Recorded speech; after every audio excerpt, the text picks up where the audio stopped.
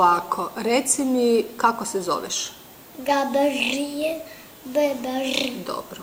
Ajde mi ponovi sad ovako. Riba, ribi, grize, rep. Riba, ribi, grize, rep. A sad stavi prstić.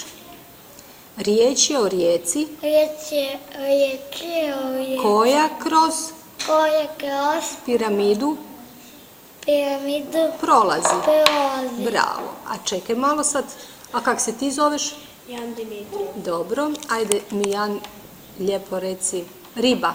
Riba. Jače. Riba. Riba. Dobro. Dobro, mi smo imali kod tebe ono L, jel tako? Ajmo vidjeti sada. Lo, lo, lo, lo. Lo, lo, lo, lo. Lili, lili. Lili, lili. La, la, la, la.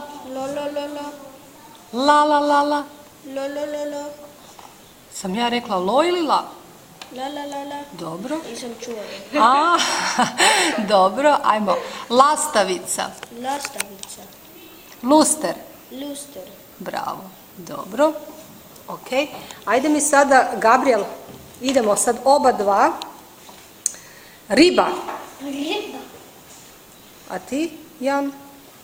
U stvari, lopta. Ajde ti sad meni, Gabriel, reci trava. Trava. Travica. Travica.